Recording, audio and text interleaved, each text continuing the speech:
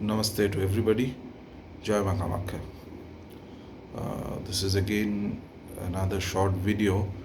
Uh, Before I start, let me repeat this once again, as I've mentioned in some of my previous videos.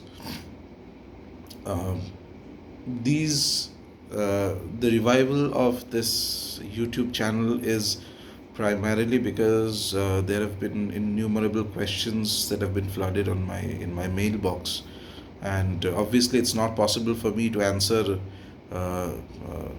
most of them. Even 99% of them cannot be answered because there's way too much mails, and I think every day there are sort of hundreds of mails that land in my mailbox. uh, so I will be addressing some of the more common questions that do come up for people who are starting on this path. And as I repeated, those who are already advanced, those who are under the wings of a well-established sampradaya, of a parampara, of a guru, please carry on. These are not aimed at those people. There is not going to be some very esoteric or advanced or very rare kind of knowledge to be shared here, but more or less things that are foundational for being able to do more, you know, in a sense that this helps you eventually in developing a stronger connection to the deity. That is the primary motivation of sharing these, of making these videos and answering a couple of the questions that do come up. Uh, at the onset, one particular matter, let me clarify. There have been innumerable people asking me to, or requesting that I give them initiation, or thinking of me as a guru, which is, I understand and appreciate the sentiment, but I do not have disciples, I do not give initiation. I'm just an upasaka, that's all. And I will be sharing with you things that I have realized and seen in this path authentically, with neither to hyperbolize anything, not to bring down something, but as things stand in the path, and hoping that that will be helpful to at least a few people. Apart from that, I am not looking to form kind of a sampradaya or something like that. Not at all. That's so there is no point asking me for sending me an email asking for initiation and things like that, because at this moment at least that is not going to happen. So the next thing is, some people asked about my book, which I had written a few years ago. So it will be republished soon and will be made available. At this moment, I think it's not available in the online portals in India, but it's being worked on with some changes and some updates. The book will be published again very soon. Now, coming to the questions, I will address a few. Okay, before I go to the to new questions, sometimes there are people who send me queries which have already been addressed in some of the other previous videos. So I request you to go through them and listen to them carefully. Very often you'll find answers to many of the questions that you might have. Specifically, for example, if you are doubtful that which deity you should start worshipping, um, if you have no specific preference, then you might as well start with Ganpati. So like this, these couple of other things are already clarified in previous videos, so you might as well try going through them first. There is one question I will read out, and I will discuss that in some length. So the question is, there's somebody who is doing Mahavidya Sadhana, taken Diksha of Mahavidya, but within a few weeks of practice, I had a psychological upheaval and a trauma, and it came out quite angrily, which I had hidden for a long time, but that caused some rift in the family. I am, however, continuing with the japa without a break. Also plan to talk to my guru, etc. Any suggestions? Okay. First of all, it's good that you have a guru. It's good that you have taken an initiation, uh, and these things, these matters specifically, should always be brought to the notice of the guru, and because the guru is the first person who has given you the mantra, so it becomes his or her responsibility to address the problems, if at all there is any, and according to the, whatever the guru may think fit. So these, whenever an initiation is taken and a sadhana is done, and there is some upheaval, etc., that occurs because of that. So it is obviously first point of contact should always be the guru. In fact, not just the first, the primary point of contact has to be the guru.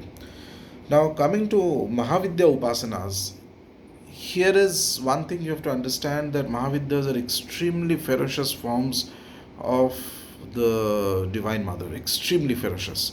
Not just ferocious, let's say that they are very technically precise, they are upasanas, and it is mandatory to have initiation to do a Mahavidya Sadhana. Now, when I say initiation of Mahavidya Sadhana, to give an example, say Mahakali is very popular in Bengal. Every second home you will find some photo of Kali, or people going to a temple of Kali and bowing down. All that is fine. You do not need an initiation for that. Even to read a stotram of Kali, say the Adya Stotra, anything, you do not need an initiation. But if you have to worship her as a Mahavidya, Mahavidya is not just the deity, but it is a method of worship of the deity that makes the deity become a Mahavidya. Okay, then it becomes a tantrokta process of upasana, and then it is mandatory to have an initiation, and not even any initiation. In fact, the tantras are clear that to worship a Mahavidya, you need to have what is called an Abhishek Diksha. There are various kinds of initiations, but for specifically for Mahavidya Upasanas and Upasanas of very fierce forms of the mother, or fierce the more complicated Shaktis, you need to have Abhishek Diksha. Abhishek is the first, Shakta Abhishek is the first stage of entry into Tantra Sampradaya. And then there are other higher Dikshas and all that, Purna Abhishek, etc., etc. But this gives you the license to actually practice the Mahavidya Upasanas the way it is meant to be done. Okay. Now, same deity, for example, as I mentioned, Kali, suppose you want to worship, you feel that you need to have some amount of engagement with the Divine Mother as Kali. So instead of a Mahavidya Sadhana, you can actually pick up a stotra which is non-tantric in nature. Stotra that does not contain any of the rahasyas of Tantra Sadhana, does not contain references to the Panchamakara and things like that. Something, say, the Adya Stotra of Mahakali, okay, which is very popular in Eastern India. So, to read that, you need no initiation. All you need is a strong devotion, and you might read it 3 times, 10 times, 11 times, up to your capacity daily, with just a little bit of one agarbatti and one diya, and sit down in a clean place in your puja room and just read it with devotion. That is perfectly all right.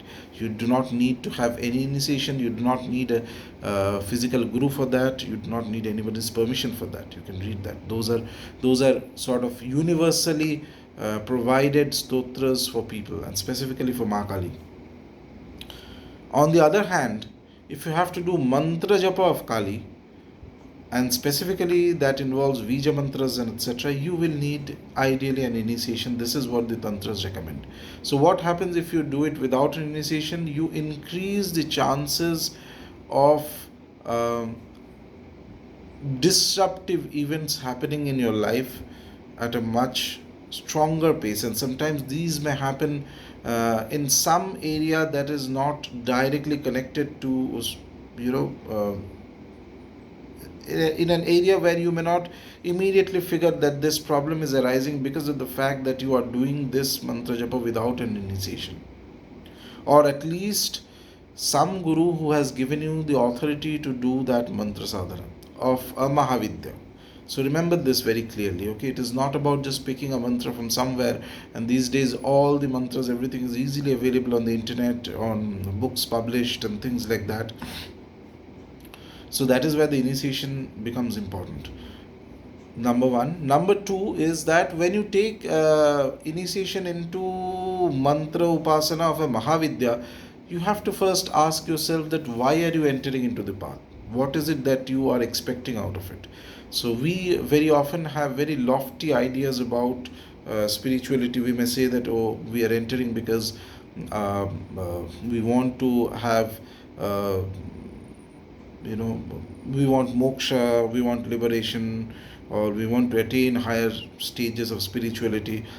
Very often these ideas are more at the mental level. They are not really something your heart and soul actually deeply internally connects to.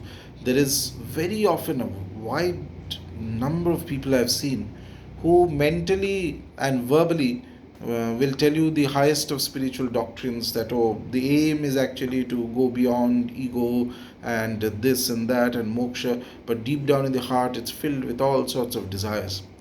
The first problem here is not that you have a desire. Desire is a perfectly normal thing. In fact, we worship Kameshwari, who is the sum total of all desires in the universe. The problem is the disconnect between what you verbally state and what you internally feel, because that is a lie.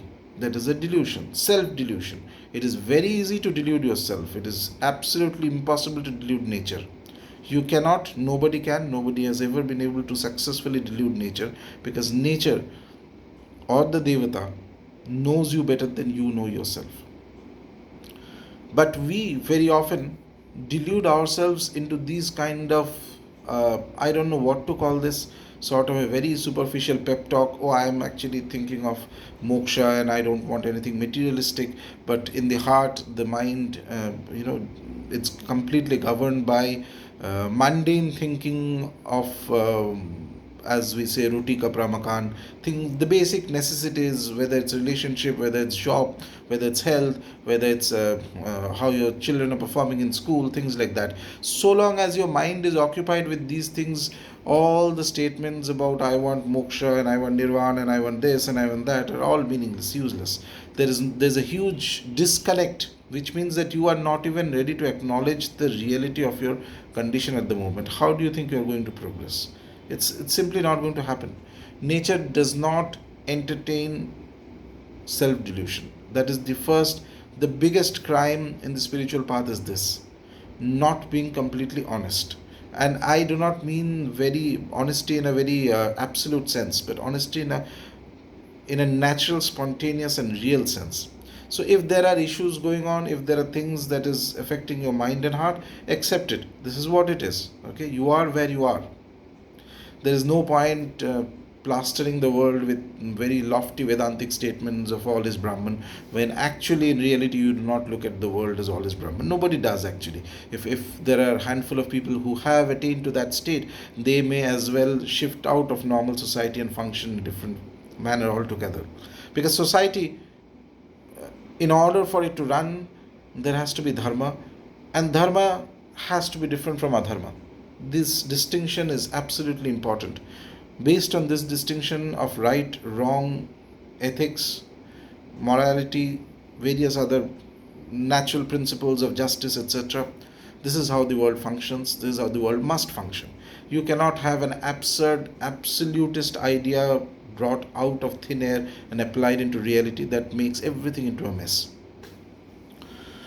Now, coming back to Mahavidya Upasanas, whenever you are approaching the 10 Mahavidyas in the form of their mantra sadhana, then it is specifically if the Mahavidyas are a little ugra, of the more intense nature, but even those which are not intense also. So they do activate various things inside your mind and body. So the Vija mantras are extremely potent, very powerful, and they may trigger, uh, or rather, they may extract from your mind, from deep within your chitta, those impressions, those things which you might have experienced at some point but not resolved completely. Anything that is unresolved, anything that is hidden somewhere, it has the ability to bring it out, and not just bring it out, but make you face that situation and resolve it one way or the other. Specifically, there are a few Mahavidyas, and I will not name them here, whose mantra sadhana or any deeper engagement in their sadhana I've seen always invariably makes you come face to face with those aspects of life which you have put under the carpet, which are problematic, but you don't want to face them. So she will make the situation arise in such a way that those hidden areas are, it's like extracting a tooth. She'll pull it out right into your consciousness. She will create the situation and she will make you face it one way or the other so that there's a resolution. And if a person has the strength, inner strength, to follow through with it completely, whatever it is, you know, and unfortunately that's not the case in many situations. Many times people are not able to follow through. We like to be surrounded by the known devil than jump into the unknown devil, which is why there is a part of us which are like trees. We hang on to things even when the things are not useful to us, and we don't we may understand them at the mental level, but at the vital and the emotional level, we don't want to get out of that, and that will cause a lot of conflict. So, coming to the question, Mahavidya Upasanas will awaken various kinds of situations around you. Uh, so that is why it is important to have a clarity in the mind that why do you want to do a Mahavidya sadhana. Do not go into it just because it's very cool to do and I've heard it's very fantastic and there are a lot of people talking about it and there are a few videos here and there, and so let's just do a Mahavidya sadhana. And it's not like that. You go into a Mahavidya sadhana when you have a complete clarity that I want to realize this Devata by this Paddhati, this method, come what may, and for that I'm ready to take whatever troubles come on the path. I'm ready to absorb them and go ahead. So if you have this idea that I need to you know have a very advanced, a very materialistically comfortable existence in all spheres, at the same time develop very high in the Mahavidya Sadhana, in the Mahavidya Mantra Sadhana, that kind of an idea may not actually work in reality all the time. So you have to be very aware of this. Mahavidyas are not to be trifled with. And the reason why Mahavidyas are praised so highly in the Tantras because they work much faster than the other sadhanas. That is the whole essence of Mahavidya. They are a very technically sound method of approaching the Devata through mantra sadhana, along with it auxiliary yantra and other whatever else is there in the tantric path, etc. Because the moment you use the term Mahavidya, as I was giving the example for Kali, the moment she becomes a Mahavidya, then immediately there are Vija mantras that will be there. Along with the mantras, there may be other auxiliary deities you'll have to worship depending on the sampradaya or the kula that you are part of. Along with that, you may have to learn how to do nyas and various other processes. And if it's a Kula Marga, then you'll have to make certain offerings to the deity. All these things will come into play. It is the Guru who will give you, and it is the Guru's responsibility. The other thing with Mahavidya, now I don't know how these things work, but and I'm not specifically criticizing anybody, but once in a while there are places where Mahavidya sadhanas are given sort of en masse to people, a lot of people. I don't think that's a very bright idea, because each individual has his or her own tendency. Without actually making a judgment of an individual properly, and judgment is not a 1 minute or 1 day thing. You have to observe that individual for certain number of days in some situations, etc., and then you get an understanding of what he or she is capable of, and based on that you may decide which is the right Mahavidya for him or her to worship. So somebody who is very mild natured, if you give that individual a mantra of Ugratara, of Kali, or even Chinnamasta, Prachanda Chandika, it is going to cause a lot of difficulty. It is going to bring situations which are terrifying in the person's life, and there is no point doing that. There's absolutely no point. So whenever you are doing Mahavidya Sadhana, for those who want to do Mahavidya Sadhana, have that clarity in the mind that why do you want to get into the path? What is it that you want to achieve? Be very clear in the mind. Only then go into the path, and do not enter just because it's very fashionable or it sounds very nice that, oh, I'm a Mahavidya Upasaka. No, enter if you really want to go deeper into it, because it is fascinating, there is no doubt. I'm not discouraging you, but I'm just saying that be aware of why you want to enter into the path of Mahavidya. On the other hand, general Devata Upasana is fit for everybody and should be done by everybody, in my opinion. So, other devatas, whether you are worshipping Lord Shiva or Hanumanji or anybody or Ganpati or whoever it is, you might as well start with reading simple Ashtottara Namas, Stotras of the deity. Keep at it for months, years if possible. Maintain a discipline. Then eventually on specific tithis and the days which are more auspicious for the deity, do something special for the deity. Like this, you slowly develop an equation with the devata. And to do this, in order to do this, you do not need a physical guru for this. Do not wait for somebody to come and give you some magical. And a lot of people have very interesting, and let me add, very fantastic ideas of the word guru.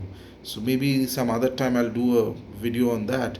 But more or less on a practical basis, certain degree of these Ashtottara Namas of these deities which I just mentioned, you can pick them up and start practicing them. And the basic rules of acharam you can follow. Take a bath and sit down in a clean place, with clean clothes, etc. Light a diya, an agarbatti, which is something that everybody knows anyway, and then start practicing it, and then continue with it. Do not break off in a span of 1 month, 2 months. No, you have to carry this on for at least a few years before it actually is able to bring the energy of the deity into your life, into something that is concrete, something that is tangible, something that will last with you. Anything that happens very quickly. So if you start and you find a lot of experiences, wonderful, but they may not mean anything. Not until it is a very tangible, real equation, not a one-sided equation. Remember this, one-sided equation everybody in the world has. So 1 million people go to temples every day and keep praying, I want this, I want that. That's the one-sided equation. Of these, there is only perhaps a handful who have reached the stage where the deity actually responds to them, and there is a two-way communication, and it is actually the deity. Here there are more catches, there's some caveats also, and I don't want to deviate from the topic. Caveats in the sense, it's possible in reality that sometimes there are people who think that they are connecting to the devata, but it is not really a deity, it's maybe some other being. Between the human being, between you and me and the great gods, there are a whole hierarchy of beings of different powers and calibers, etc. And some of them may be almost like deities. They have various powers, they have abilities, the various things, etc. And for an average individual, unless your discrimination ability is very refined, you will never be able to find out if this is a deity or this is the actual deity, actual Ma Kali, or something, some other being which is lesser than Kali but higher than you. Okay. So coming back to the point, I cannot give a specific advice to this individual, because for that I need to know the individual well, and in any case, if you have a guru, then the first point of contact has to be the guru. Same way, as a general statement, there are often mails I get from people who have gurus who are connected to some ashram or some organization, etc., and then they ask, what should I do? So these questions have to be addressed to the guru. There's not just me. You should not ideally address these questions to anybody else, which means now if you say that you are not able to access your guru at this point, then this is a thing that you should have thought of before taking an initiation into any sampradaya or any place or any organization or anywhere. What is the accessibility level of the guru? That is very important. It cannot be that there is you go ahead and take an initiation and then if there is some trouble, you don't know whom to approach, so you go to some other third person or fourth person and say that please help me out. This is not how it is meant to work out. The other thing in this, whenever there is a deity upasana, in general, not only for Mahavidya, for any Devata upasana, if you start the Devata upasana, sometimes you may face a few obstacles, which could be a result of the karmic problems that the deity will try to resolve, and that resolution is not going to be always easy. It will be fruitful for you in the long run, there is no doubt about it, but it may not be as per your wishes. That you have to be very clear in your understanding. Once in a while, it could be problems due to the transition of the grahas also. You have to remember that. You have a horoscope and you have a, you are under the influence of the grahas at any given point for a very long period of time. So sometimes it may happen that just that there is a bad transit going on, or there is some a change in dasha that has happened that has caused this, and you might be thinking that, oh, I am worshipping this deity, so this problem is coming. It may not be. So these analysis cannot be done just like that, pulled out of thin air. No, you have to know the person, you have to know what deity he or she is worshipping. You have to know whether there are any negative transits, grahas that are going on. These multiple things. For it's only when you go through these multiple aspects, then rationally, then you understand that, okay, then you are able to exactly pinpoint that what is the issue that has caused to that has led to this kind of a sudden situational problem that has happened, that may have happened, and accordingly you may think that, okay, so this is the reason, so this needs to be done, or this is what, how you should approach that, etc. And so obviously these kind of things require certain knowledge of the individual, of the deity you are worshipping, and various other factors, etc. So just like that, if you put it, a simple, a very average question, or a very loose question, to put it this way, that I am worshipping XYZ deity and I suddenly feel there is some problem going on. But first you have to understand that whether it is due to the deity, whether it's due to the grahas, whether it's due to something else, that analysis has to be done. And for that you will have to approach a guru, specifically if you are doing Mahavidya Sadhanas, because Mahavidya Sadhana by default is a tantric sadhana. There is no Vedic Mahavidya Sadhana. If anybody tells you, then he or she does not know and has made a khichdi of things. That's also a problem these days. Mahavidya, the whole term and the whole approach is completely through the path of Tantra Sadhana, which automatically implies that you have to have an initiation that is appropriate for that Mahavidya, for the Shakta, for the worship of Shakti. Okay, and then obviously if there are issues, you have to, first point of contact has to be the Guru. Explain to the Guru, tell the Guru, and see what the Guru has to say. Okay, I hope this explains this one question, because this is something that often comes up in the in emails specifically. So remember, if you are keen on entering into Tantra Upasana of the Mahavidyas, be very clear in your head that why you are approaching that. Be honest, most importantly. It's not about giving a stock answer that you have read in 5 spiritual books here and there, some nice sounding statements that, oh, I want liberation, I want this and that. No, look inside very clearly in your heart and see that what is your driving motivation, what is the secret motivation. Because remember this thing, whatever is the driving force for you to enter into the spiritual path, that will define what is your final result that you can achieve. And if you don't have that clarity at the beginning, it is very much possible that you will keep roaming around in circles in the same spot. It's like a boat in the ocean that's traveling, but it's traveling in a circle. It's not even actually moving from one place to another. And it's the compass, the radar, the thing that sets your direction is actually broken if you don't have that clarity. And if that is broken, then all your efforts, you will put in a lot of effort, you'll do various things, but you'll not get the appropriate results. And we don't want that to happen. All right. So thank you, everybody. Joy Ma Kamakya.